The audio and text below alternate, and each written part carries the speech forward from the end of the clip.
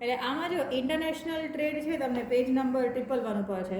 તેમાં આપ્યું છે કે નેચરલ રિસોર્સિસ જે હોય એ તો બધા કન્ટ્રીમાં અનઇક્વલી ડિસ્ટ્રીબ્યુટ થયા હોય. એટલે અમુક કન્ટ્રીઝમાં જેમ કે કેમ આરબ કન્ટ્રીઝ છે તો ત્યાં ઓઇલ ને એ બધું વધારે વેલ્થ છે એવું કહી શકાય. સો as a result of this people have to depend upon the other countries. આપણે અમુક વસ્તુઓ માટે અમુક બીજા કન્ટ્રીઝ ઉપર ડિપેન્ડ થવું પડે. So if it is not possible to produce an item in a particular country તો આપણે એને બીજા કન્ટ્રી પાસેથી લઈ શકીએ. તો અહીંયા આપ્યું છે કે if it is not possible to produce an item in a particular country or the production of that item is lesser than its requirement and in the same time બીજા કન્ટ્રીમાં એ અવેલેબલ હોય એડિક્વેટમાં તો એ સામસામું ત્યાંથી ઇન્ટરનેશનલ ટ્રેડ કરીને purchase કરી શકે. પછી in addition to this if some items can be manufactured in a country with less equipments, less labour and less expenses and with better quality than such items can be send to other countries. જેમ કે આપણે કહીએ ને કે પહેલાં electronic goods હતા, especially આપણે અત્યારે પણ હજી પણ કહી શકીએ કે મેડિકલ ફિલ્ડમાં જેટલા પણ ઇક્વિપમેન્ટ્સ યુઝ થાય છે ને રિસર્ચ માટે, તો જાપાનમાં ને ત્યાં અમુક કન્ટ્રીઝમાં જેનું મેન્યુફેક્ચરિંગ થાય છે. અમુક એવી કંપનીઝ જ છે કે જે આપણે આ કહે ને સોનોગ્રાફી મશીન છે કે બધી હાર્ટનું કંઈ પણ બીજું મશીન છે, તો એના માટે અમુક કન્ટ્રીઝ ઉપર આપણે ડિપેન્ડન્ટ રહેવું પડે એમ.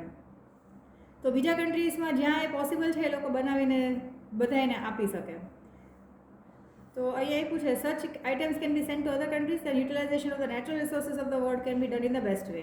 પછી જો કોઈ ડેવલપ કન્ટ્રીઝ હશે જેને સારા ઇન્ડસ્ટ્રીઝ છે અને સારી રીતે ડેવલપ થયેલા છે તો એ લોકો પાસે જો રો મટીરિયલ્સ હોય તો the trade between such countries become necessary. જો અહીંયા આપ્યું છે કે if the develop countries have industries અને અંડર ડેવલપ્ડ કન્ટ્રીઝ પાસે જો રો મટીરિયલ્સ હોય તો પછી બે સાથેનું ડીલિંગ સામસામું સારી રીતે થઈ શકે. So we cannot imagine the world without international trade. અને અત્યારના ઇન્ટરનેશનલ ટ્રેડ જે છે એન્શિયન્ટ ટાઈમ્સથી જોવા મળે છે. એટલે આપણે કહીએ ને કે અમુક કન્ટ્રીઝ પાસે ટેકનિક છે ને અમુક બીજા કન્ટ્રી પાસે રો મટીરિયલ્સ છે, તો બેને સામસામું ડીલ કરવું જ પડશે એમ. પછી કન્સેપ્ટ ઓફ ઇન્ટરનેશનલ ટ્રેડ આપ્યું છે. So when the people or institution I don't define કે ને કે define international trade. So when the people or institution of any country do trading with the people or institution of another country તો એને આપણે international trade or foreign trade કહી શકાય. So according to Thomas exchange of products of one country with another country એને પણ આપણે foreign trade કહી શકાય.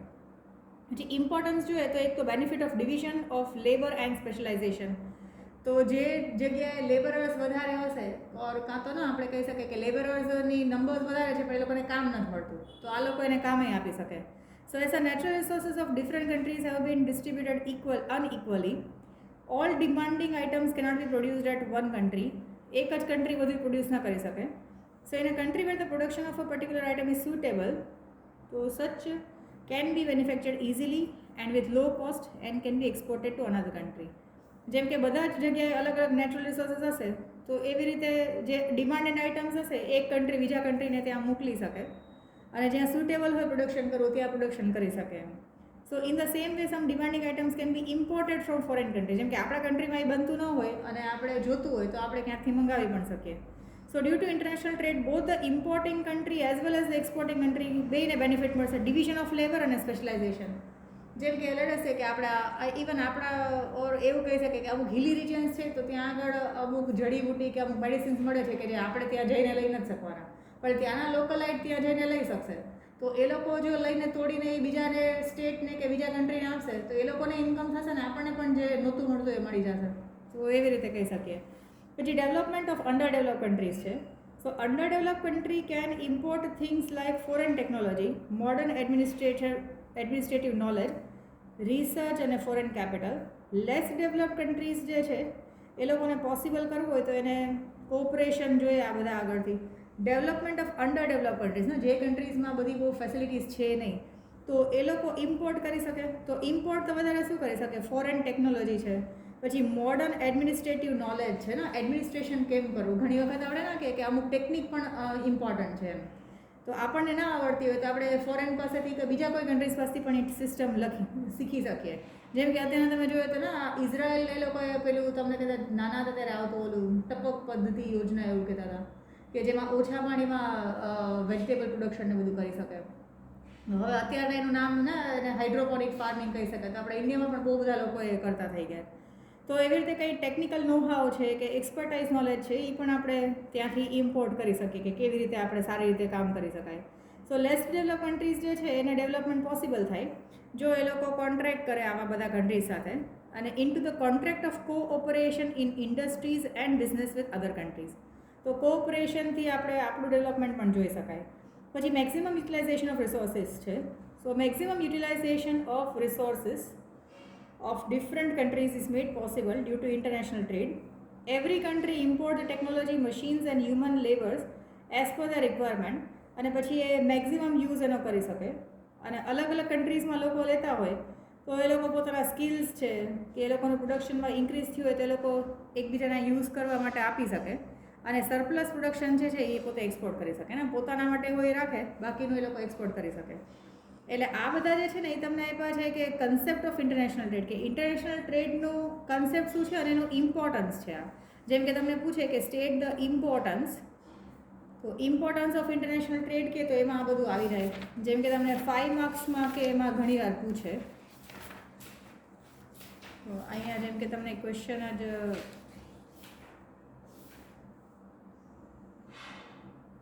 ઇમ્પોર્ટન્સ ઓફ ફોરેન ટ્રેડ પણ કહી શકાય અને એક્સપેરિસ ઇમ્પોર્ટન્સ તો એમાં પણ આ લખી શકીએ. પછી ઓક્ઝિલરી સર્વિસ પણ ડેવલપ થઈ શકે. જેમ કે આપણે એક્સપોર્ટ ઇમ્પોર્ટનું કરતા હોય તો આપણે એના રિલેટેડ આ બેન્કિંગ, ઇન્સ્યોરન્સ, પછી ટ્રાન્સપોર્ટેશન એ બધી ફેસિલિટીઝ પણ વધારે સરખી રીતે વધવા લાગશે અને સારી રીતે ચાલવા લાગશે. જેમ કે આપણે પહેલાંના ટાઈમમાં આટલું એમેઝોનનું આજે ટ્રાન્સફર આટલું બધું મળતું ને એ બધું આપણે ખબર નહોતી પણ તેના ઓનલાઈન સર્વિસીસ કેટલી સારી આવી ગઈ કે આપણે પણ હવે યુઝ કરતા થઈ ગયા. અને તો પહેલાં એવું ને ઓનલાઈન મંગાવવું બહુ બહુ ડર લાગતો કે ભાઈ કે આ સારું નહીં આવે ને પૈસા પડી જશે તો, પણ હવે એકદમ એડવાન્સમેન્ટ થઈ ગયું તો બધાને હવે સેફટી છે એવું ખ્યાલ આવી ગયો. પછી ટુ મેન્ટેન પ્રાઇસ સ્ટેબિલિટી છે. So easily available items of a country can be exported અને એટલે આપણે ઇઝીલી આપણે એને ટ્રાન્સપોર્ટેશન કરી શકતા હોય તો એનો જે પ્રાઇસ જે છે એ સ્ટેબિલિટી આપણે મેન્ટેન કરી શકીએ ને. એવું ન થાય કે શોર્ટેજ હોય એટલે મોંઘવારી ઓર ભાવ વધે એવું ના થાય, બધાને મળી જાય. સો અહીંયા છે કે પ્રાઇસ ફોલ થાય તો highly demanding items can be imported two control the price hike. જેમ કે અમુક જગ્યાએ બહુ મોંઘવારી વધી જાય તો ત્યાં આપણે ઇમ્પોર્ટ કરીને પણ પ્રાઇસ કંટ્રોલ કરી શકીએ. And this way the price level જે છે એને સ્ટેબલ આપણે રાખી શકીએ. જેમ કે કોઈક કન્ટ્રીઝમાં લેટ હશે કે અત્યારે કોઈ એક કન્ટ્રી છે તો ત્યાં આગળ કંઈક નેચરલ કેલેમિટી આવી તો ત્યાંનો જે કેટલ કે આ જે લાઈવ સ્ટોક છે, ગાય ને એવું બધું છે એ બધું નથી હવે ત્યાં આગળ ડિઝાસ્ટર થયું એટલે તો એ લોકોને મિલ્ક કે ડેરી પ્રોડક્ટ્સની શોર્ટેજ થાય તો બીજા બધા કન્ટ્રીઝ પાસેથી મંગાવી શકે ને એમ. તો ઇન્ટરનેશનલ ટ્રેડ એટલું સારી રીતે ચાલતું હોય તો કોઈને પ્રોબ્લેમ ન થાય. પછી હાઈ સ્ટાન્ડર્ડ ઓફ લિવિંગ છે. So competition can be seen among different countries. તો ઇન્ટરનેશનલ ટ્રેડમાં આપણે કહી શકીએ just to stand in a competition each producer tries to lower the price and higher the quality of its product. એટલે standard of living જે છે એ improve થઈ જાય અને એ લોકો ગુડ ક્વોલિટી મળે લો પ્રાઇસમાં. Then exchange of culture, fashion, knowledge એ પણ થઈ શકે. જેમ કે જેમ બધા કોમ્યુનિટીઝ મંગાવતા હોય એમ કંઈ કલ્ચરલ ઇમ્પોર્ટન્સનું કંઈ વસ્તુ હોય જેમ કે ને આપણે ઓલા બધા ફેંગ શુઈના બધા ઓલા કંઈ એપરેટસ કે એવું કંઈક મંગાવતા હોય. પછી અમુક જગ્યાએ કંઈક ક્યાંની સિસ્ટમ હોય એ બધું મંગાવતા હોય. સો ડિફરન્ટ કન્ટ્રીઝ બધાને એકબીજાના કોન્ટેક્ટમાં આવે તો પછી કોઈને એવું ના લાગે ને કે અમે એને નથી ઓળખતા એમ. ત્યાંની સિસ્ટમથી પણ આપણે ફેમિલિયર હોય.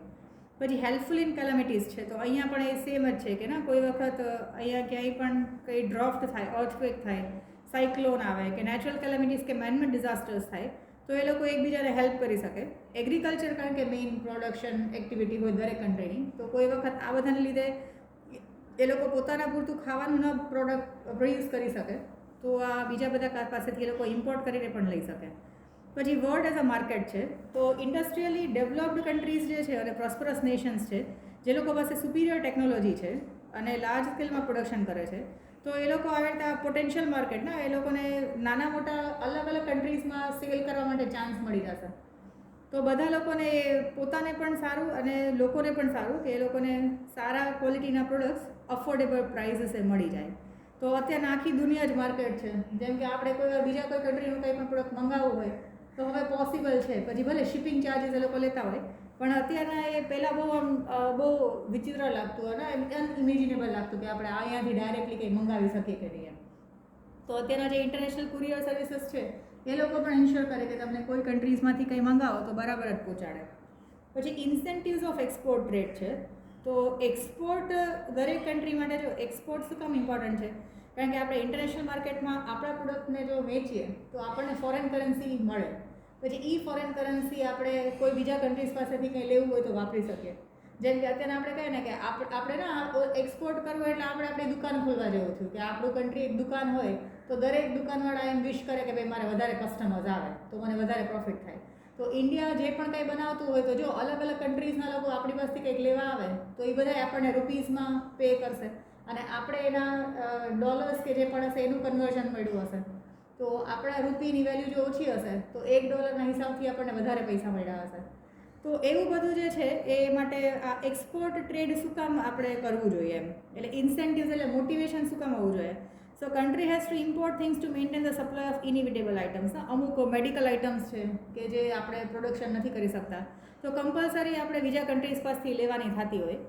તો એ કેસમાં જો આપણે એક્સપોર્ટ પણ આપણું સારું રાખીએ તો આપણી પાસે ફંડ્સ ભેગા થઈ જશે, ફોરેન કરન્સી ભેગા થઈ જશે. સો સિક્યુરિટી માટે એને આપણે ઇનિવિટેબલ આઇટમ્સનું ઇમ્પોર્ટ કરવું જ પડતું હશે. So imported products and services have to be paid in the form of foreign exchange. તો હવે ફોરેન એક્સચેન્જ જ આપણી પાસે ન હોય so export has to be made in order to gain foreign exchange and for the stability and security of the economy. So every country provide incentive for export trade. પછી અહીંયા તમને definition છે કે what is export trade. So any incentive provided to exporters who export the product of high quality at a cheaper rate and make it available there when it is demanded, make it available THERE હશે પણ જે હોય when it is demanded in a country. તો export કરે એ લોકો, export કોને કરે તે જે તે કન્ટ્રીના ઇમ્પોર્ટર્સને.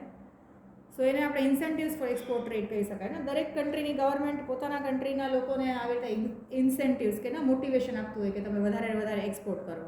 સો usually government is responsible to provide export incentive. તો આપણા ગવર્મેન્ટે કયા એક્સપોર્ટ ઇન્સેન્ટિવ્સ આપ્યા છે ને એ આપણને એક્સપ્લેન કર્યા છે. તો જેમ કે ફર્સ્ટ જેમ કે ને તમને પૂછે કે state different ways of incentives for export trade or different media of export incentives. તો પહેલાં ટ્રેડ એગ્રીમેન્ટ્સ છે. So export is encouraged by means of trade agreements. તો ટ્રેડ એગ્રીમેન્ટ્સ કરે જેમ કે આપણે દુબઈ સાથે ટ્રેડ એગ્રીમેન્ટ કરીએ કે ભાઈ એ લોકોના કંઈક પણ ફંક્શન હશે ને ઓર એ લોકોનું કંઈ પણ કલ્ચરલ ઇવેન્ટ હશે તો એમાં જે શું કહેવાય ડ્રેસીસ કે કોસ્ટ્યુમ છે એ આપણા લોકો ડિઝાઇનર્સ પ્રોવાઈડ કરશે, કાં તો પછી કંઈક બીજા કોઈ કોન્ટ્રાક્ટ કરે. તો એવી ટાઈપમાં બધા પોતે ટ્રેડ કરી શકે. So this trade agreements are made by the medium of politicians who are politically favourable to each other. As per trade agreements, one or more countries imports products or services or give it a priority. જેમ કે આપણે priorities આપવાનું ચાલુ કરીએ, જેમ આપણે કેમ આ ચાઇનાનું જે ડમ્પિંગ છે તો એ બધા પોલિટિશિયન્સે બધાએ ડિસાઇડ કર્યું હોય કે ભાઈ ચાઇનાવાળા સાથે એગ્રીમેન્ટ કર્યું હોય કે ભાઈ ટોયસ છે તો હવે તમારી આગળથી જ મંગાવશું, બીજે ક્યાંયથી નહીં મંગાવીએ. તો હવે ત્યાંથી જ આપણે પ્રિફરન્સ આવે. પછી કદાચ આપણી ઇન્ડિયાની કોઈ ટોય મેન્યુફેક્ચરિંગ કંપનીઝ હશે તો એને કોઈ એટલું પ્રિફરન્સ નહીં આપે એમ આવી રીતે અંદર સમજવા માટે. સો ટ્રેડ એગ્રીમેન્ટ્સ બનાવ્યા હશે કોઈ દેશ સાથે તો એમાં પણ આપણે ત્યાંથી ઇમ્પોર્ટ એક્સપોર્ટ આપણે કરતા હશું ઓર કાં તો આપણે એને કહેતા હશું કે ભાઈ અમારી જ વસ્તુ તમારે લેવાની એમ. Then financial and economic encouragement reward છે. So export encouragement is provided by means of financial and economic encouragement. જેમ કે direct reward to the exporter at predetermined rate. જેમ કે એમાં કેવું હોય કે એક્સપોર્ટ તમે કરો, જેમ કે તમે ફ્યુચરમાં કોઈ એક કંપની ખોલો અને તમે પ્રોમિસ કરો કે તમે જેટલું પણ પ્રોડક્શન કરશો ને એ બધું એક્સપોર્ટ જ કરવાના છો, ઇન્ડિયામાં તમે નહીં વેચો. પણ તમારું પ્રોડક્ટ એટલું સારું હશે કે ઇન્ટરનેશનલ માર્કેટમાં તમને સારા એવા પૈસા કમાવા મળશે. તો ગવર્મેન્ટ તમને કાં તો ટેક્સમાં સબસિડી આપે, કાં તો ગવર્મેન્ટ કંઈક અમુક લોન કે કંઈક હશે તો સબસિડાઇઝ રેટ્સે આપશે. લડશે કે તમને એમ કે ભાઈ 5 લાખની લોન આપશું પણ તમારે ઇન્ટરેસ્ટ ખાલી 2% જ. એની જગ્યાએ નોર્મલ બિઝનેસવાળાને 5 લાખની લોન આપતા હોય તો 10% ઇન્ટરેસ્ટ પે કરતા હોય. તો આવી ટાઈપના કંઈક ડાયરેક્ટ રિવોર્ડ હશે એવું ગવર્મેન્ટ ડિક્લેર કરી શકે ઓર આપી શકે. No collection or less collection of sales tax and excise duty on exported products. અત્યારના તો હવે જીએસટી આવી ગયું તો આપણે કહી શકીએ કે આવી ટાઈપમાં જે એક્સાઇઝ લાગતું હશે કાં તો કસ્ટમ ડ્યુટીઝ કે કંઈ જે બીજું લાગતું હશે એક આપણા કન્ટ્રીમાંથી બહાર મોકલવા માટે તો એમાં સબસિડી કે એવું કંઈ આપી શકે. પછી નેક્સ્ટ છે to give full or partial exemption in the income tax or export income. તો આમાં જેટલી ઇન્કમ આવશે એના ઉપર એ લોકો ટેક્સ નહીં લે. અને encouragement is given by providing the raw materials, other equipments and electricity at a lower rates to the products for export. તો જેમ કે ના જીઆઈડીસીમાં આપણે ને દરેક સિટીઝમાં દરેક સ્ટેટમાં જીઆઈડીસી ને ઇન્ડસ્ટ્રીયલ ડેવલપમેન્ટ એસ્ટેટ હોય તો એમાં એ લોકોને કન્સેશન્સ આપશે પ્લોટ લેવામાં પછી ઇલેક્ટ્રિસિટી સપ્લાય હશે રેગ્યુલર અને ઓછું આપશે, અરે ઓછા પ્રાઇઝે આપશે, તો એવું બધું કંઈ પણ કરી શકે ને. ફાઇનાન્શિયલ અને ઇકોનોમિક એન્કરેજમેન્ટ રિવોર્ડ છે ને એટલે આના પરમનન્ટ આપે એમ, એટલે એ લોકોને જે દરરોજનું ડે ટુ ડે એક્ટિવિટીઝ છે એમાં રિલીફ મળે.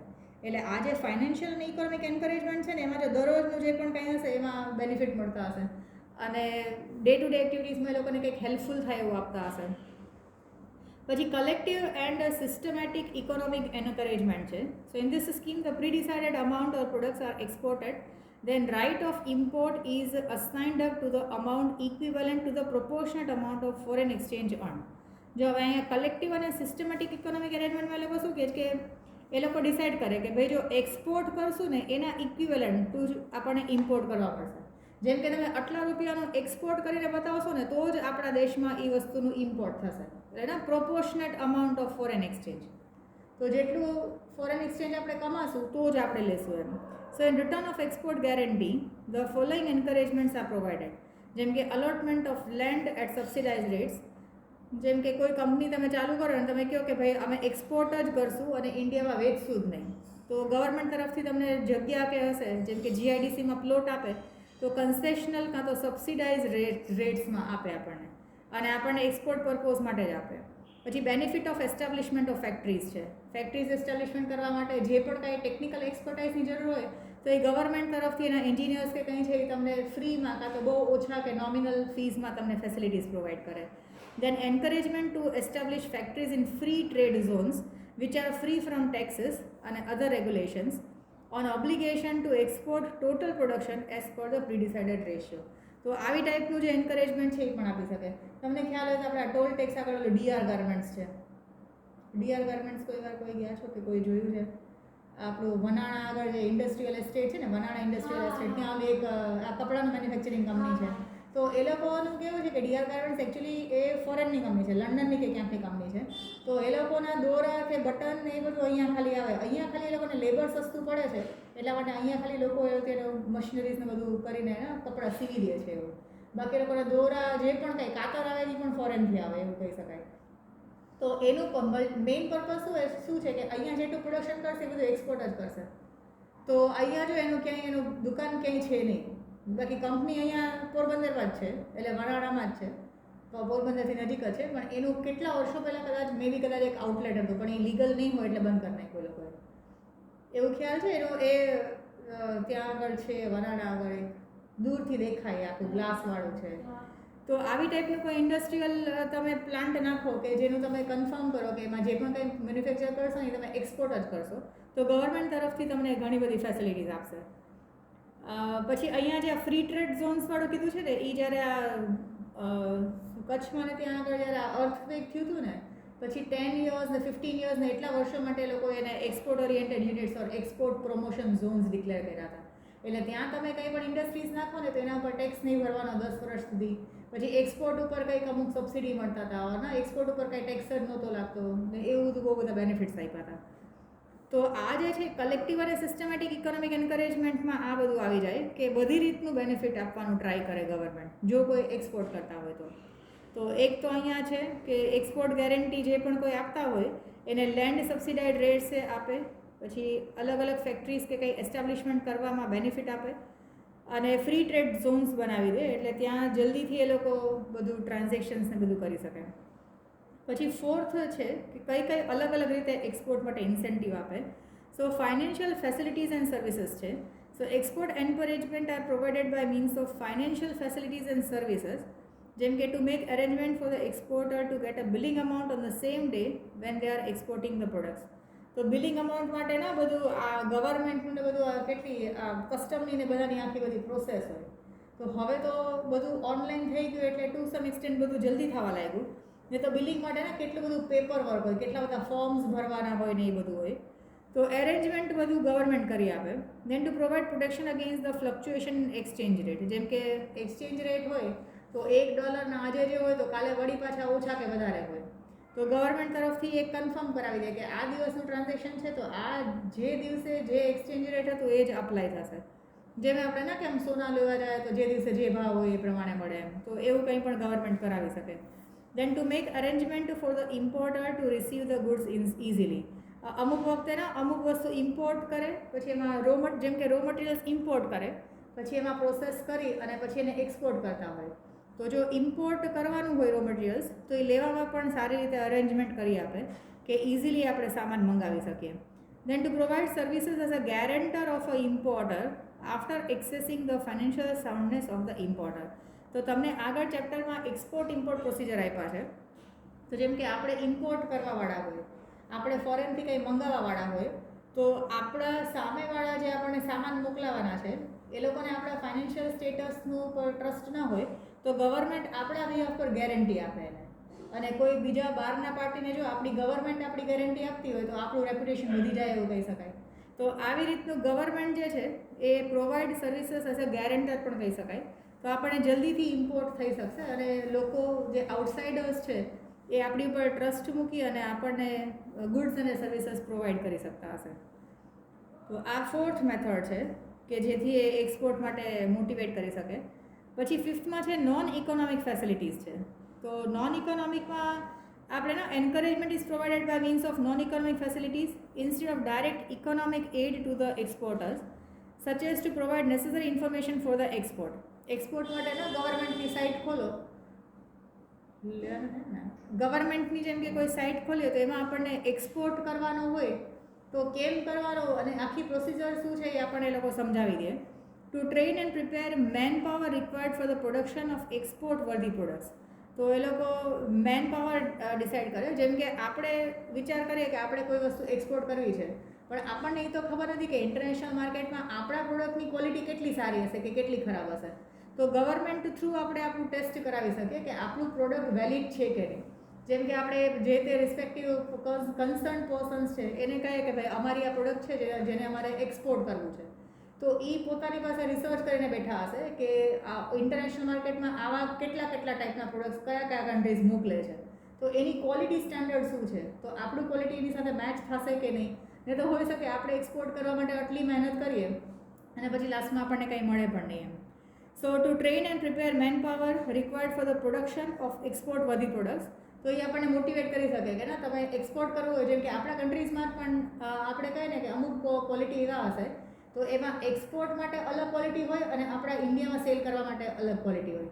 એટલે અમુક વખતે તમે પ્રોડક્ટ્સના પેકેટ ઉપર જોશો ને એક્સપોર્ટ ક્વોલિટી પ્રોડક્ટ, કાં તો લખ્યો છે 100% એક્સપોર્ટ ક્વોલિટી પ્રોડક્ટ, અમુકમાં નહીં લખ્યું હોય. તો એમાં એવું હોય કે કદાચ એમાં કંઈક પણ ડિફેક્ટ આવે ને, જેમ કે ફોરેન ઇન્ટરનેશનલ માર્કેટમાં ને અમુક કન્ટ્રીઝમાં કેવું છે કે લેટેસ્ટ છે કે આપણે અહીંયાથી આ ગાય છાપ વેસણ છે ફોર એક્ઝામ્પલ, હવે એ ત્યાં આગળ તમે એક્સપોર્ટ કર્યો કેટલા કિલોઝ ઓર કેટલા ટન્સમાં, એક પેકેટમાં પણ કંઈક ડિફેક્ટ નીકળીને તે લોકો આખું જ કન્સાઇનમેન્ટ ઓર આખું જ જે છે એ પાછું કરી આપતા હોય એમ. તો એવી રીતે આપણે અમુક પ્રોડક્ટ્સ ક્વોલિટીમાં કેવા હશે એ આ એક્સપોર્ટ લોકો હશે એ ટેસ્ટ કરી આપશે. So to train and prepare manpower કે જે લોકો ક્વોલિટી ટેસ્ટિંગ કરી શકતા હોય. Then to promote a competition among the exporters and give award to one who exports the most. જેમ કે એક્સપોર્ટ અવોર્ડ્સ હોય ને, એક્સપોર્ટના ઘણીવાર CNBCમાં ને એમાં ઘણીવાર આવતા હોય છે કોઈ પ્રોગ્રામ્સ કે જેમાં આખા વર્ષમાં કઈ કંપનીઝે વધારે એક્સપોર્ટ કર્યું or કેટલા ફોરેન કરન્સી જનરેટ કર્યા, તો એ હિસાબથી પણ એ વધારે અવોર્ડને આપીને મોટિવેશન આપી શકે. Then to provide information about the export markets, કેની માર્કેટના કયા કન્ટ્રીઝમાં, જેમ કે આપણે વિચાર કરીએ કે આપણે આ એક્સપોર્ટ કરવું છે તો કયા કન્ટ્રીઝમાં એની રિક્વાયરમેન્ટ છે એ આપણને તો નહીં ખબર હોય. મે બી આપણને ખબર હશે તો આપણું લિમિટેડ નોલેજ હશે જે આપણે નેટ થ્રુ મળ્યું હશે, તો એ લોકો પાસે વધારે ફૂલ પ્રૂફ ઇન્ફોર્મેશન હશે જેનાથી આપણને હેલ્પ મળી શકે. Then declaring strike and lockout as an illegal activity of the factories in which export products are produced, such non economic encouragements are provided. જેમ કે declaring strike and lockout as an illegal, જેમ કે અમુક export oriented units હશે તો એમાં તમે ત્યાં જોબ માટે પણ કોઈ જાય તો એને કહી જ દે કે ભાઈ જો અહીંયા સ્ટ્રાઇક કે લોકઆઉટ થાય ને તો નોકરી પરથી નીકાળી દેશે એમ. તો થોડા સ્ટ્રિક્ટ રૂલ્સ રાખ્યા હોય એવા યુનિટ્સ માટે કે જે લોકોના પ્રોડક્ટ્સ જે છે એ એક્સપોર્ટ જ કરાય છે. કારણ કે જો એક્સપોર્ટ કરવાનું તમે પ્રોમિસ કર્યું હોય, એડવાન્સમાં પૈસા લઈ લીધા હોય અને સ્ટ્રાઇક થાય અને કદાચ આપણે પ્રોડક્શન ના કરી શકીએ તો પછી સામેવાળા પાર્ટીને એક વખત આપણા પર ડિસ્ટ્રસ્ટ થઈ ગયું તો બીજી વખત આપણી પાસેથી સામાન પરચેસ નહીં કરે. તો આવા બધા કંઈક નોન ઇકોનોમિક ફેસિલિટીઝમાં આવા બધા જો પ્રોબ્લેમ્સ ફેસ કરતા હશે ને, જેમ કે આપણા જેવા કોઈ ચાલુ કરે અને આપણે વિચાર કરીએ કે આપણે એક્સપોર્ટ કરવું છે અને આપણને કંઈ પ્રોબ્લેમ્સ થતા હોય તો આવા બધા પણ સોલ્યુશન્સ ગવર્મેન્ટ આપી દેશે ખરા. પછી સિક્સ્થમાં આપ્યું છે, એક તો જો તમને છે સ્પેશિયલ ઇકોનોમિક ઝોન અને એક્સપોર્ટ પ્રોસેસિંગ ઝોન છે, એ બે અલગ અલગ છે.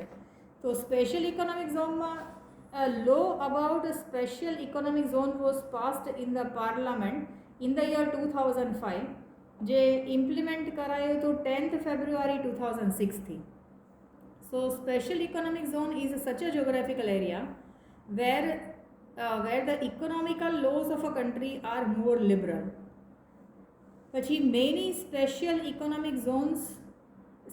zones are covered under special economic zones, જેમ કે એક્સપોર્ટ પ્રોસેસિંગ ઝોન કહી શકાય, ફ્રી ટ્રેડ ઝોન કહી શકાય, ફ્રી પોર્ટ્સ કહી શકાય, ઇન્ડસ્ટ્રીયલ ઝોન્સ કહી શકાય. and the main aim of this is to attract domestic and foreign capital investment. તો જેમ કે અહીંયા ફ્રી પોર્ટ્સ હોય ને તો ત્યાં કદાચ કસ્ટમ ડ્યુટી કે કાંઈ નહીં લાગતું હોય એવું હોઈ શકે. તો આવા અલગ અલગ રીતના સ્પેશિયલ ઇકોનોમિક ઝોન્સ ડિક્લેર કર્યા છે આપણા દેશમાં. કદાચ આપણે નેટમાં જોઈએ તો આપણને ખબર પડે કે કયા કયા જગ્યાએ આવી ટાઈપના અવેલેબલ છે. So necessary encouragements like exemption from custom duty, central excise service tax, central sales tax, પછી સિક્યુરિટીઝ ટ્રાન્ઝેક્શન ટેક્સ છે, એ બધામાંથી રિલીફ આપવામાં આવે જો આ પર્ટિક્યુલર એરિયામાં આ એક્સપોર્ટ ઇમ્પોર્ટની પ્રોસિજર થતી હોય તો. So to invite domestic and foreign capital investment and to develop infrastructure facilities in such areas, તો આવા બધા એન્કરેજમેન્ટ આપી શકે ને. ઇન્ફ્રાસ્ટ્રક્ચર ફેસિલિટીઝ જોઈએ તો એ જગ્યાએ બધા રોડ્સ પણ બહુ સારા હશે, ત્યાં બધી ક્વોલિટી પણ સારી હશે ને, ત્યાં પછી પાણીનું ને કંઈ પ્રોબ્લેમ નહીં હોય, પાણી ભરાતું પણ નહીં હોય ક્યાંય પણ રસ્તામાં. એટલે એ અમુક એરિયાઝ હશે ત્યાં એ લોકો બહુ સારી રીતે ધ્યાનથી જ કામ કરશે. તો એક તો આ હતા સ્પેશિયલ ઇકોનોમિક ઝોન્સ, અને પછી છે એક્સપોર્ટ પ્રોસેસિંગ ઝોન છે. એના પછી તમારું છે એ છે export processing zone. So the government of India has established export processing zone in different areas of a country in order to encourage export trade in an attempt to obtain foreign exchange on large scale by way of export promotion. એટલે આપણી government ચાહે છે કે આપણે foreign exchange large scale પર collect કરી શકીએ, એટલા માટે આપણા દેશમાં એક્સપોર્ટ પ્રમોશન માટે ઘણી બધી ફેસિલિટીઝ એ લોકો ડેવલપ કરે. So export processing zone and free trade zones are synonymous to each other. બેનો નામ તો સરખા જેવું જ લાગે. So under the policy declared by the government of India, free trade zones have been established at different places like Kandla, Santa Cruz, Falta, Noida, Cochin, Chennai, Visakhapatnam, Kosindra near Dwarka અને દહેજ near Bharuch. તો અહીંયા આ જગ્યાએ જે છે ને ત્યાં ફ્રી ટ્રેડ ઝોન્સ છે.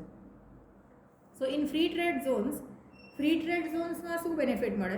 તો એક તો એક્સાઇઝ ડ્યુટી ન હોય, regulations of financial transactions inside the country and foreign country and some labour laws are liberal in order to encourage exports. તો અહીંયા આટલું બધું ફેસિલિટીઝ હોય.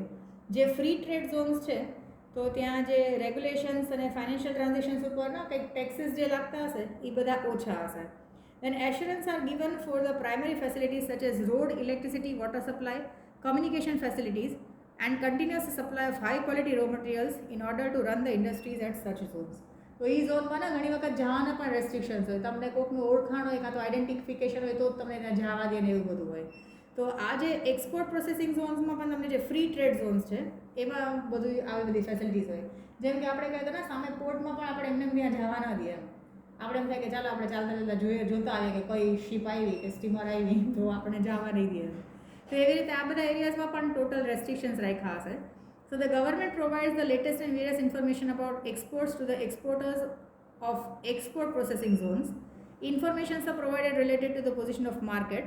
માર્કેટમાં અત્યારના કઈ વસ્તુનું ડિમાન્ડ છે, કઈ ટાઈપના પ્રોડક્ટ્સ અવેલેબલ છે, કયા ફોરેન કન્ટ્રીઝ આવી સેમ ટાઈપના પ્રોડક્ટ્સ બનાવે છે, પછી પોલિટિકલ સિચ્યુએશન શું છે એક્સપોર્ટ માટે, તો એ બધી જ ફેસિલિટીઝ ટ્રાન્સપોર્ટ ફેસિલિટીને એ બધું જ જે છે ઇન્ફોર્મેશન બધું આપતા હશે.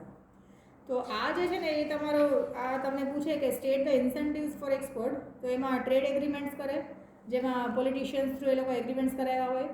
ફાઇનાન્શિયલ અને ઇકોનોમિક એન્કરેજમેન્ટ રિવોર્ડ્સ આપે, તો એમાં ને રિવોર્ડ ને જેમ કે ટેક્સ ને બધું ઓછું લે. પછી collective and systematic economic encouragement છે એમાં બધી જ ટાઈપની ફેસિલિટીઝ એ લોકો આપે. ગેરંટી તરીકે ગેરંટર તરીકે રહીને એ બધું આવી જશે. પછી ફાઇનાન્શિયલ ફેસિલિટીઝ અને સર્વિસીસમાં ને પ્રોટેક્શન અગેન્સ્ટ ફ્લક્ચ્યુએશન્સ, પ્રાઇસ રાઇઝ કે પ્રાઇસ ફોલ થતું હોય ફોરેન એક્સચેન્જમાં તો એમાંય બેનિફિટ આપે. પછી નોન ઇકોનોમિક ફેસિલિટીઝમાં ના વર્કર્સને કંઈ પ્રોબ્લેમ્સ થતા હોય કે સ્ટ્રાઇક્સ કે કંઈ થતું હોય તે બધું કંટ્રોલ કરે. અને ઇન્ફોર્મેશન ને ટ્રેનિંગ ને બધું આપે. પછી આ સ્પેશિયલ ઇકોનોમિક ઝોન્સમાં એ લોકો ટેક્સ ને બધું ઓછું હશે.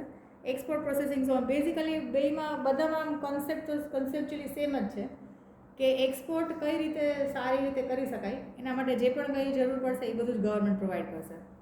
પછી એના પછી ઇમ્પોર્ટ પ્રોસિજર છે. તો ઇમ્પોર્ટ પ્રોસિજરમાં અને એક્સપોર્ટ પ્રોસિજરના મોસ્ટલી 5 માર્ક્સમાં પૂછે છે. હમણાં પણ એની ક્લાસમાં લખ્યું હતું કે ઇમ્પોર્ટ એક્સપોર્ટ પ્રોસિજર એક્સપ્લેન કરો. તો ઇમ્પોર્ટ પ્રોસિજરમાં આપ્યું છે કે international trade means trade of import and export. When goods are sent to foreign countries from India તો એને આપણે એક્સપોર્ટ કહી શકાય, અને આપણે જો ક્યાંકથી મંગાવીએ તો એને આપણે ઇમ્પોર્ટ કહી શકાય. તો પહેલાં અહીંયા ઇમ્પોર્ટ પ્રોસિજર એક્સપ્લેન કરી છે. જેમ કે આપણે વિચારીએ કે આપણે કોઈ વસ્તુ ઇમ્પોર્ટ કરવી છે અને આપણે કંપની ચલાવીએ છીએ તો આપણે કઈ કઈ સ્ટેપ્સ ફોલો કરવા પડે. અત્યારે તો હવે આમાં પણ ઘણા મોડિફિકેશન્સ આવી ગયા હશે કારણ કે જીએસટી આવ્યું પછી ટેક્સ બુક આપણી જૂની છે એટલે. હવે ઓબ્ટેનિંગ ઇમ્પોર્ટ લાઇસન્સ છે. તો સૌથી પહેલાં if an importer wants to import the goods listed in the list of required items and services publish by government તો આપણને એક ઓપન જનરલ લાઇસન્સ લેવું પડે ને, OGL. તો ઘણીવાર MCQમાં પણ પૂછે છે, એબ્રિવેશનનું ફૂલ ફોર્મ પૂછે છે. તો ઓપન જનરલ લાઇસન્સ આપણે લઈ લઈએ તો આપણને કંઈ પણ ઇમ્પોર્ટ કરવું હોય તો આપણને ગવર્મેન્ટ કરવા દેશે. But if the importer wants to import the goods excluded from the list, એટલે જો આ જે લિસ્ટમાં કીધું છે એ લિસ્ટમાંથી આપણે કોઈ પણ વસ્તુ મંગાવી હોય ને ઇમ્પોર્ટ કરવી હોય તો આપણે ઓપન જનરલ લાઇસન્સ જોઈએ.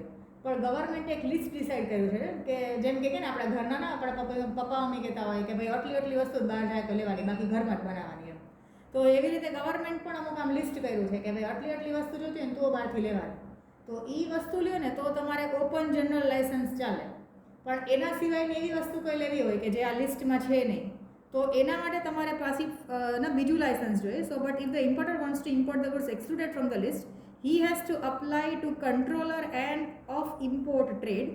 In this application, name of importer, address, details of goods, economic condition of the importer, name of the exporting country એ બધું મેન્શન કરવું પડે ને. તો આપણે આ કંટ્રોલર ઓફ ઇમ્પોર્ટ ટ્રેડ, જેમ કે આપણે આમ પપ્પા મમ્મી ના પડે તો આપણે દાદા દાદીને પૂછવા જાય તો એવી રીતે આ ગવર્મેન્ટે ના પાડી તો આ કંટ્રોલર ઓફ ઇમ્પોર્ટ ટ્રેડ છે એ ડિસાઇડ કરશે કારણ કે એને વધારે ખબર હશે કે દેશમાં પૈસા કેટલા છે ફોરેન કરન્સીના. તો આપણે એને પૂછવા જવું પડે, એને આપણે એપ્લિકેશન કરવી પડે. તો એપ્લિકેશનમાં કેવું આપણે નોર્મલ ક્યાંય પણ એપ્લિકેશન કરીએ તો આપણી બધી ડિટેલ્સ પ્રોવાઈડ કરીએ તો આપણું નામ ને એડ્રેસ ને આપણી ફાઇનાન્શિયલ પોઝિશન શું છે એઝ એન ઇમ્પોર્ટર અને કોની પાસેથી આપણે સામાન લેવાના છે, એક્સપોર્ટર કોણ છે. જેમ કે કોઈક હવે હાઉ ડેવલપ્ડ ન હોય એવા કન્ટ્રી પાસેથી આપણે ઇમ્પોર્ટ કરવાના હોય તો આપણને ખીજાય કે ભાઈ તો એના કરતાં ઘરે તમે સારું બનાવી શકશો એમ, બહારથી શું લેવાનું એમ. તો આવું બધું જે ડિટેલ્સ છે એ ઓબ્ટેનિંગ ઇમ્પોર્ટ લાઇસન્સ. તો જે ગવર્મેન્ટના લિસ્ટમાં છે એ લેવું હોય તો એના માટે ઓપન જનરલ લાઇસન્સ, ને તો આપણે આના દાદા દાદી જેવું છે આ કંટ્રોલ એન્ડ ઇમ્પોર્ટ ટ્રેડ છે એની પાસે આપણે પૂછવા જવું પડે. So if the officer is satisfied with the details of applications then only he issues the import licence. એને એમ લાગે કે એના તમ તારે મંગાવો તો એ આપણને કહેશે. And if the quota method is prevailing, the importer is given a quota certificate describing the fixed quota. જેમ કે એમાં કંઈક કોટા હશે કે ભાઈ આ વસ્તુ મંગાવી હોય તો એ આટલા કિલો કે આટલા મેજરમેન્ટથી વધારે નહીં હોવી જોઈએ ને, આટલા ટન મંગાવો એનાથી વધારે નહીં મંગાવી જોઈએ. તો એનાથી વધારે મંગાવી નહીં શકાય આપણે. તો એ આપણને કોટાનું લિમિટ આપી દેશે કે કેટલી ક્વોન્ટિટી આપણે મંગાવી શકીએ. પછી નેક્સ્ટ છે ઓબ્ટેનિંગ ફોરેન એક્સચેન્જ. હવે આપણે જે કન્ટ્રીઝમાંથી સામાન મંગાવવો હોય એ કન્ટ્રીના કરન્સી જોઈએ આપણને. So when goods are to be imported from a foreign country the payment has to be made in a foreign currency. તો આપણી આ જે રિઝર્વ બેંક ઓફ ઇન્ડિયા છે has control over foreign exchange. First an application is to be sent. જેમ કે તમે વિચાર કરો કે તમારે કંઈક ઇમ્પોર્ટ કરવું, તમે કંપની ચલાવો છો તો તમારે રિઝર્વ બેંક ઓફ ઇન્ડિયાને તમારે રિક્વેસ્ટ કરવી પડે, એપ્લિકેશન કરવી પડે. So first an application is to be sent to the bank permitted by the government for foreign exchange trade before applying the Reserve Bank of India. જેમ કે આપણે reserve Bank of ઇન્ડિયાને કહીએ કે ભાઈ અમારે ડોલર્સમાં આપો, અમારે અમેરિકાથી કંઈ વસ્તુ મંગાવી છે એવું આપણે કહીએ તો એ પહેલાં પૂછશે કે ભાઈ તમે પહેલાં આ લોકો ગવર્મેન્ટને પૂછ્યું તો આપણે કહીએ કે હા ગવર્મેન્ટ પાસેથી અમે OGL લઈ આવ્યા છે, ઓપન જનરલ લાઇસન્સ કાં તો બીજું લાઇસન્સ જે છે એ લઈ આવ્યા છે. તો પછી આપણને કહેશે કે ભાઈ હા સગવડતા કરી દઈએ એમ. So the bank makes an endorsement on the application form of the importer on the basis of import license. જેમ કે આપણે ઉપરથી આપેલું ના સ્ટેપ બાય સ્ટેપ ઓર્ડર પણ ફોલો કરવો પડશે. તો આ ગવર્મેન્ટે આપણને જે લાઇસન્સ આપ્યું હશે અને જો આ કોટા સિસ્ટમમાં આપણને કોટા ફિક્સ કરીને કીધું હશે તો એટલા સુધીના જ પૈસા જે છે એના આપણને રિઝર્વ બેંક ઓફ ઇન્ડિયા આપણને સગવડતા કરી દેશે. So then the Reserve Bank sanctions the foreign exchange in the application form how much foreign currency is required and from which country, એ આપણે યુએસ ડોલર્સમાં મોસ્ટલી મેન્શન કરેલું હશે, કારણ કે ઇન્ટરનેશનલ ટ્રેડમાં યુએસ ડોલર્સને ચલાવે છે. પછી પ્લેસિંગ એન ઓર્ડર છે. હવે આ રિઝર્વ બેંક ઓફ ઇન્ડિયાએ કીધું કે ભાઈ પૈસાની સગવડતા કરી દઈશું, તમે તમારે મંગાવો એમ. તો હવે ઓર્ડર પ્લેસ કરવાનો રહ્યો. So after the completion of the procedure of import licence and foreign exchange, importer collects information of different manufacturers and exporters of the details of goods. ને આપણે જેની પાસેથી મંગાવવાનું છે એનું બધું આપણે તપાસ કરશું. પછી એના સિવાયને કોઈ બીજા પાસેથી સારા મળતા હશે તેની તપાસ કરશું. એટલે આપણે પહેલાં ડિસાઇડ કરશું કે ભાઈ આપણે આ વસ્તુ મંગાવવાની છે, તો એ વસ્તુ આપવાવાળા કેટલા ત્યાં અમેરિકામાં છે, કેટલી કંપનીઝ છે ને કઈ કંપની પાસેથી લેવું આપણને સારું પડશે. So the importer gives the order to the exporter or manufacturer whose terms and conditions seem suitable. આપણે જેની સાથે ફાવશે એની પાસેથી આપણે સામાન મંગાવશું. So importer places then order for the import of the goods is called indent. તો આવું તમને 1, 1, 2, 2 માર્ક્સમાં પૂછે છે કે what is indent. So importer places the order for the import of the goods, એને આપણે ઇન્ડેન્ટ કહી શકાય. The details regarding the goods, price, packaging, insurance એ બધું આમાં લખેલું હશે. પછી કયા ટ્રાન્સપોર્ટ કંપની થ્રુ આપણા પૈસા આવશે એ પણ એમાં લખેલું હશે. સો આપણે ઓર્ડર પ્લેસ કરીએ, આપણે નક્કી થઈ ગયું ને ત્યાં એક એ લિમિટેડ કરીને કંપની છે, ત્યાંથી આપણે સામાન મંગાવવાના છીએ. તો એની બધી ડિટેલ્સ હશે. પછી આપણે એને સ્પેસિફિકેશન કરવું પડશે કે ભાઈ તમે પેકિંગ કેવી રીતે કરજો એમ. દરિયામાં મોકલાવાના હોય તો પછી ખારાશ કે કંઈ ના લાગે તો એ બધું પણ કરીને આપજો એમ. તો આ પ્લેસિંગ એન્ડ ઓર્ડર પહેલાં આપણે કહી દીધું કે ભાઈ સામાન મોકલાવજો એમ. પછી dispatching the letter of credit છે. હવે લેટર ઓફ ક્રેડિટ એટલે એ લોકો આપણને ઓળખતા નથી, તો એ આપણને સામાન મોકલાવી દે તો આપણે પૈસા ન દઈએ તો એટલે એ ભરોસો કેવી રીતે કરે આપણી ઉપર. તો એટલા માટે આપણે એને લેટર ઓફ ક્રેડિટ મોકલાવવો પડશે કે ભાઈ અમે તમે ચિંતા નહીં કરતા, સામાન મોકલાવજો, પૈસા અમે દઈ દઈશું એમ. કાં તો એડવાન્સમાં દઈશું કાં તો પછી દઈ દઈશું. So letter of credit means a document assuring the exporter regarding the payment of the goods on behalf of the importer. The exporter demands for letter of credit to know the financial capacities of the importer. The importer has to obtain the letter of credit from his bank and he has to send to the exporter. The exporter is assured about getting his money on receiving the letter of credit. જો letter of credit એટલે આપણે કંઈ પૈસા નથી મોકલાવતા, પણ એક certificate અને confirmation કહીએ.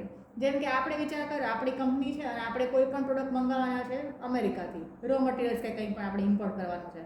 તો લેટ અસ સે કે આપણે અહીંયા આપણી સ્ટેટ બેંક ઓફ ઇન્ડિયામાં ખાતું હશે ને એને આપણે કહીશું કે ભાઈ યુએસમાં જે સ્ટેટ બેંક ઓફ ઇન્ડિયાવાળી તમારી બ્રાન્ચ છે એ લોકોને આ અમારો લેટર ઓફ ક્રેડિટ અમારા તરફથી તમે ત્યાંથી ચેક કરાવી દો. ઓર આપણે બેઝિકલી કહીએ ને તો ત્યાં જે પર્સન હશે, જેમ કે એ લિમિટેડવાળા છે, એણે ત્યાં સ્ટેટ બેંક ઓફ ઇન્ડિયામાં પૂછાયું હશે કે ભાઈ તમે ઇન્ડિયાની સ્ટેટ બેંક ઓફ ઇન્ડિયામાં પૂછી લો કે આપણે ફાઇનાન્શિયલી કેપેબલ છીએ કે નહીં પૈસા દેવા માટે. તો આપણી અહીંયાની જે બેંક હશે એ વાયા થ્રુ એ લોકો સર્ટિફિકેટ લખીને આપશે લેટર ઓફ ક્રેડિટનું કે ભાઈ આ પાર્ટી સાથે ડીલ કરી શકો એવો વાંધો નથી, એ લોકો પૈસા આપી શકે એવી કેપેસિટીવાળા છે. તો લેટર ઓફ ક્રેડિટ જે છે એ જે આપણને સામાન મોકલાવતા હશે ને એ આપણી પાસેથી માગશે અને આપણે મોકલાવવું પડશે. દેન રિસિપ્ટ ઓફ ડોક્યુમેન્ટ્સ છે. The exporter sends all the documents. જો આપણે ના બેઝિકલી આપણે નોર્મલી જ આપણે જોઈએ તો એમાં આપણે કોઈક પાસે સામાન મંગાવીએ તો એ લોકો આપણી પર કેમ વિશ્વાસ કરે, એટલે આપણે કંઈક લેખિત કંઈ આપીએ. તો જેમ કે આપણી સ્ટેટ બેંક ઓફ ઇન્ડિયાવાળાએ ત્યાં કેવડાવી દીધું કે આપણે ફાઇનાન્શિયલ પોઝિશન આપણી સારી છે અને પૈસા દઈ દઈશું. તો હવે જે ઓલો એક્સપોર્ટર છે ત્યાંનો જે એક્સપોર્ટર જે આપણને સામાન મોકલાવાનો છે એ આપણને બાકીના બધા ડોક્યુમેન્ટ્સ મોકલાવશે. કારણ કે સામાન તો એ કંઈ પોતે આપણને દેવા નથી આવવાનો, શિપ થ્રુ કે કાર્ગો કે એર થ્રુ આવવાનું છે. તો એ જે ડોક્યુમેન્ટ્સ જે છે એ બધાય આપણને પહેલેથી અહીંયા મોકલાવી દેશે. પછી જ્યારે આપણો સામાન અહીંયા આવે ત્યારે આપણે ત્યાં લેવા જાય ત્યારે આપણી પાસે પ્રૂફ હોવું જોઈએ એટલે એ સામાન આપણને જ મળે. સો એવી રીતે આ જે ડોક્યુમેન્ટ્સ જે છે ને એ બધા આપણને મોકલાવશે. So exporter sends all required documents to the importer through his bank. Generally, he sends the documents through documents against acceptance or documents against payment which are released by the importer. જેમ કે એ લોકો આપણને બે ટાઈપના documents આપી શકે.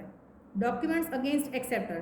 તો કાં તો એ લોકો કહે કે ભાઈ આપણને કાગળિયા કેવા મોકલાવે કે એમાં લખેલું હોય કે જે કોઈ આ ડોક્યુમેન્ટ બતાવીને ત્યાં કાર્ગો શિપમાં કે ત્યાં જશે તો ત્યાં તમને સામાન આપી દેશે. કાં એવું કે ભાઈ જે કોઈ આ ડોક્યુમેન્ટ્સ સાથે પૈસા આપશે ને એ પછી જ સામાન મોકલાશે. ક્લિયર થાય? એટલે આપણે બે કન્ડિશન, આપણને જેમ કે આપણે એ લિમિટેડ છે યુએસમાં, એની પાસે આપણે સામાન લેવાના છીએ તો એ આપણને આ બધા ડોક્યુમેન્ટ્સ મોકલાવે તો એ ડોક્યુમેન્ટ્સમાં કાં તો ડોક્યુમેન્ટ્સ અગેન્સ્ટ એક્સેપ્ટન્સ હોય તો એમાં એવું હોય કે ભાઈ જે આ ડોક્યુમેન્ટ્સ, જેમ કે આપણે ડોક્યુમેન્ટ્સ લઈને ત્યાં જાય તો આપણને સામાન આપી દે, કારણ જો ડોક્યુમેન્ટ્સ અગેન્સ્ટ પેમેન્ટ હોય તો આપણે પૈસા દેશું તો જ આપણને સામાન મળશે. એવું 2 કન્ડિશનવાળામાંથી કોઈ પણ કન્ડિશન આપી શકે.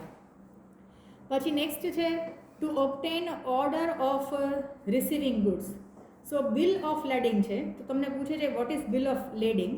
તો બિલ ઓફ લેડિંગને શોર્ટમાં કહી શકીએ document stating that goods are shipped, અને એમાં ડોક્યુમેન્ટ્સ ઉપર પૈસા ભરાઈ ગયા છે. So bill of lading is one of the documents received by the importer showing the ownership of the goods. The exporter makes endorsement on this document to the transfer of ownership of goods in favor of importer. Bill of લેડિંગમાં એ લોકોએ લખેલું હશે કે ભાઈ આ સામાન હવે આનો થાય છે, એટલે એ લોકો પૈસા આપી દીધા છે, તો હવે જ્યારે પણ આ ડોક્યુમેન્ટ્સ બતાવે, જેમ કે અહીંયા તમને આ DA અને DP છે, તો એ બતાવશે તો સામાન રિલીઝ કરવામાં આવે. So this document is to be presented to the office of the shipping company. The position of the goods in which shipping company, એટલે આ જેમ કે ને આપણે અહીંયા આગળ મોસ્ટલી આ મેરિસ્કવાળા કંપની છે ને, મેરિસ્કનું નામ કદાચ સાંભળ્યું હોય તમે, આપણે સ્કૂલ સાઈડ જતા હોય ત્યાં મોટા મોટા કન્ટેનર્સ જતા હોય, MERSK છે મેરિસ્ક કંપની, ઇન્ટરનેશનલ જે કાર્ગો કંપની છે. તો અહીંયા પણ આપણે એના કંઈક બ્રાન્ચ છે, તો એના પાસે આપણે જાય, જેમ કે આપણે એ ડોક્યુમેન્ટ્સ લઈને આપણો કાર્ગોમાં આપણો સામાન આવી ગયો, એટલે છે કે પોરબંદરમાં અહીંયા જેટી ઉપર આપણો સામાન આવી ગયો, પણ આપણે ડિલિવરી ક્યારે મળે? જ્યારે આપણે આ બધા ડોક્યુમેન્ટ્સ લઈને એની પાસે જાશું અને સબમિટ કરશું. So this document is to be presented to the office of the shipping company. The position of the goods in which shipping company, જે એની પાસે હશે એને આપણે તેને બતાવશું. If the freight is to be paid by the importer, after receiving freight, shipping company makes an endorsement on the bill of lading, giving order to captain of the ship to release in favor of importer. જેમ કે આપણે પૈસા ભરવાના હશે ફ્લાઇટના, તો આપણે ભરી દઈશું એટલે ત્યાંનું જે હશે એ આપણને ના સર્ટિફિકેટમાં કે એમાં પેપરમાં લખી આપશે, તો આપણે જે શિપ આવી હશે એમાં ત્યાં જઈને આપણે સામાન લઈ ઉતારાવી શકીએ. પછી paying the import duty or excise છે. So the importer has to pay import duty on the imported goods. The goods are not allowed to bring outside the port. જ્યાં સુધી આપણે ઇમ્પોર્ટ ડ્યુટી પે નહીં કરીએ ત્યાં સુધી આપણે જેટ્ટીની બહાર પણ લઈ આવવા નહીં દે.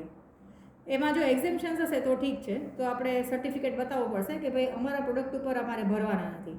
સો on the basis of consular invoice, તો કન્સ્યુલર ઇનવોઇસ પણ એક ડોક્યુમેન્ટ છે કે જે શિપ કરેલા સામાન છે એના પર પૈસા ભરાઈ ગયા છે એવું એ ગેરંટી આપશે. કન્સ્યુલર ઇન્વોઇસમાં એવું ડિટેલ્સ લખેલા હશે. And the certificate of origin of the goods. If less excise duty pay કર્યા હશે ને તો આપણે એમાં બાકીના પે કરવાના હશે, અને જો ભરેલા હશે તો ડાયરેક્ટલી જ આપણને આપી દેશે. સો in this form complete information, આના કઈ શિપમાં આપણો સામાન આવવાનો છે ને એ બધી ડિટેલ્સ એમાં લખેલી હશે. જો importer has to pay import duty on the imported goods. The goods are not allowed to bring outside the port જ્યાં સુધી ઇમ્પોર્ટ ડ્યુટી પે ન કરી હોય. So on the basis of consular invoice and the certificate of origin of the goods, less excise duty pay કરી હશે, a bill of entry form has to be prepared. In this form, complete information of the name of ship, name of port, foreign country from where the goods has been loaded on the ship, name of exporter, એ બધી details આમાં લખેલી હશે, અને ઇમ્પોર્ટરની address પણ આમાં લખેલું હશે. Excess is determined on the basis of the details of this form. When the decided duty is paid, excess officers make an endorsement. Endorsement કરવું એટલે એનો હેન્ડ ઓવર કરવું. તો ઇમ્પોર્ટ કે એક્સાઇઝ ડ્યુટી ભરવાની આવે ત્યારે બધી ડિટેલ્સ સામે તપાસે એ લોકો કે કેટલું ડિસ્ટન્સ ટ્રાવેલ કરીને આવી છે. તો આ જે શિપિંગ કંપની હશે એ શિપિંગ કંપનીને આપણે જે પણ કંઈ પૈસા દેવાના થશે ફ્લાઇટના, તો એ આ લોકો કેલ્ક્યુલેટ કરીને આપણી પાસેથી લઈ લેશે. પછી પેમેન્ટ ઓફ ડોક ચાર્જીસ છે. So importer has to pay a certain kind of charges for using the place. જેમ કે આપણે ત્યાં જેટ્ટીમાં જાય અહીંયા આગળ, તો આપણી શિપમાંથી આપણો સામાન ઉતારવા માટે પણ એ લોકો પાસે ઓલી ક્રેન ને એ બધું હોય, તો એ બધું એ લોકો ત્યાં માણસો પણ મજૂર હોય, તો એ આપણો સામાન ચડાવી દે, ઉતારી દે, જે પણ કંઈ કરી દે એના માટે પણ આપણે ચાર્જીસ દેવા પડશે. So kind of charges for using the place where the vehicle arrives either by airway, roadway or sea way. Such charges are known as dock charges. Dock charges include all expenses related to equipment of that place. Facilities available till the importer gets possession of the goods. જેમ કે આપણે અહીંયાથી કંઈક van કે રિક્ષા કે ખટારો લઈને જાય, તો એ ત્યાંથી આપણામાં લોડ કરી દે ત્યાં સુધીના બધા જ ચાર્જીસ હશે એ બધા આપણે દેવા પડશે. After boarding the goods from the vehicle, a receipt is issued after payment of dock charges, એને આપણે ડોક રિસિપ્ટ કહી શકાય. કારણ કે આપણે એકવાર ત્યાં અંદર ગયા પછી બહાર નીકળવું હશે ને આપણે, તો બહાર નીકળો ત્યારે એ લોકો આપણી પાસેથી માંગે કે તમે ડોક ચાર્જીસ પે કર્યા કે નહીં. અને લાસ્ટમાં છે getting possession of the goods. જેમ કે સામાન હવે આપણે દુકાને આવી ગયો પોરબંદરની, so after completing all the formalities on the part of the importer gets the possession of the goods. The position of goods has to be moved out from the bonded warehouse within a specified time limit. જો આપણે bonded warehouse કોને કહી શકીએ કે જેના ઉપર excise duty pay ન કરી હોય, તો આપણો સામાન આવી ગયો હોય, આપણે લેવા જઈ ન શક્યા હોય, તો એ લોકો આપણો સામાન સાચવતા હશે, પછી આપણે ત્યાં લિમિટેડ ટાઈમ પીરિયડમાં ત્યાંથી સામાન લઈ આવવાનું થશે. If the goods are not moved out from the bonded warehouse within the certain time limit, then the rent of the demurrage have to be paid for using bonded warehouse for excess time. આ ડેમરેજ તમને યાદ હતા ને, આપણે final એકાઉન્ટ્સમાં trading એકાઉન્ટમાં લખતા હતા. So demurrage is a penalty for late removal of goods from port કે ડોક ઉપરથી. સો બેઝિકલી ઇમ્પોર્ટ પ્રોસિજરમાં તમને કહે તો સૌથી પહેલાં તો આપણે લાઇસન્સ લેવું પડે, એટલે એને સ્ટેપ વાઇઝ જ લખવું પડે. તો સૌથી પહેલાં આપણે લાઇસન્સ લેવું પડે. લાઇસન્સમાં જો ગવર્મેન્ટે જે લિસ્ટ કરી છે, લાઇસન્સ એટલે આપણે ને મમ્મી પપ્પા પાસેથી પરમિશન લેવી પડશે કે અમારે આ બહારથી મંગાવીએ કંઈ ખાવું હોય તો એમ એના જેવું થયું. તો એમાં લિસ્ટ કરીને રાખ્યું હોય તો એ લઈએ તો ઠીક છે, તો એના માટે ઓપન જનરલ લાઇસન્સ ચાલી જાય. પણ આપણે બીજું કંઈક એક્સ્ટ્રાઓર્ડિનરી મંગાવવાનું કહીએ તો પછી આપણે દાદા દાદીને પૂછવું પડે, ના કંટ્રોલર ઓફ ઇમ્પોર્ટ ટ્રેડ છે એને પૂછવું પડે કે અમે આ વસ્તુ મંગાવીએ કે નહીં એમ. પછી એને એમ ઠીક લાગે કે ભાઈ હા મંગાવો તમ તારે, તો એ આપણને સર્ટિફિકેટ ઓરના પરમિશન આપશે. તો જો કોટા સિસ્ટમ હશે તો કોટામાં આપણને સર્ટિફિકેટમાં લખ્યું હશે કે આટલાથી વધારે તો નહીં જ મંગાવી શકાય એમ.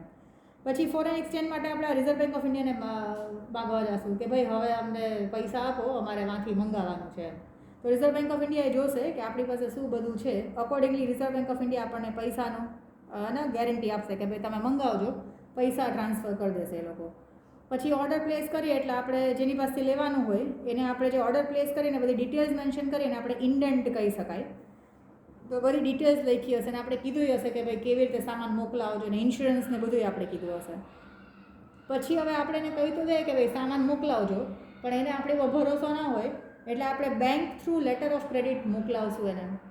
એટલે એને ખબર પડે કે ભાઈ આપણે ભિખારી નથી એમ, એ સામાન મોકલાવશો તો આપણે પૈસા દઈ પણ દઈશું. તો લેટર ઓફ ક્રેડિટ ત્યાં એની પાસે પહોંચી જાય એટલે એ આપણને બધા એ ડોક્યુમેન્ટ્સ મોકલાવશે. એ ડોક્યુમેન્ટ્સ આપણને પહેલેથી મોકલાવી દેશે, કારણ કે એ સામાન મોકલાવે એ ફરતો અલગ અલગ કન્ટ્રીઝમાં ફરતો લેટેસ્ટ કે શિપમાં આવતો હોય, તો આપણી પાસે ડોક્યુમેન્ટ્સ પહેલેથી આવી ગયા હોય તો આપણને ખબર રહે કે ભાઈ આપણો સામાન કયા દિવસે આપણા જેટી ઉપર આવશે. તો ત્યારે આપણે મેન્ટલી પ્રિપેર્ડ રહે કે આપણે અહીંયા જઈને હજી એની પહેલાંની પ્રોસેસ બધી પૂરી કરી અને લેવા જવાનું થશે. પછી આ ડોક્યુમેન્ટ્સ બે ટાઈપના હોય ને, કાં તો એમ કીધું હોય કે ભાઈ આ ડોક્યુમેન્ટ્સ દઈને સામાન લઈ લેજો, કાં તો આ ડોક્યુમેન્ટ્સ દેખાડી પૈસા આપીને સામાન લઈ લેજો. તો એ ડોક્યુમેન્ટ્સ અગેન્સ્ટ એક્સેપ્ટન્સ અને ડોક્યુમેન્ટ્સ અગેન્સ્ટ પેમેન્ટ હશે. પછી ઓર્ડર જે છે ઓબ્ટેન ઓર્ડર રિસીવિંગ ધ ગુડ્સ. તો આ બિલ ઓફ લેડિંગ જે છે, બિલ ઓફ લેડિંગ એટલે આપણે જ્યારે આ પૈસાનું બધું ક્લિયર કરશું એટલે આપણને આ જે પણ શું કહેવાય જે કાર્ગોસ કે શિપિંગ કંપની હશે એના થ્રુ આપણને મળશે કે આપણે પરમિશન છે એ વસ્તુ ઉતારવા જવાની. પછી ઇમ્પોર્ટ એક્સાઇઝ ડ્યુટી જો ભરવાની બાકી હશે તો એ બધું આપણે ભરવું પડશે. પછી જ્યારે આપણો સામાન આવી જાય ત્યારે આપણે ત્યાં ડોક ચાર્જીસ પણ પે કરવા પડશે એની ફેસિલિટીઝ માટે. અને પછી લાસ્ટમાં આપણને સામાન આપણી પાસે આવી જશે. તો ઇમ્પોર્ટ પ્રોસિજર તો હજી થોડીક ઇઝી છે, ઓર એમાંના 9 પોઈન્ટ્સ છે. એક્સપોર્ટ પ્રોસિજરમાં તમારા છે ને કેટલા 16 પોઈન્ટ્સ છે. એટલે ઇમ્પોર્ટ પ્રોસિજર છે એ પહેલાં બરાબર જોજો.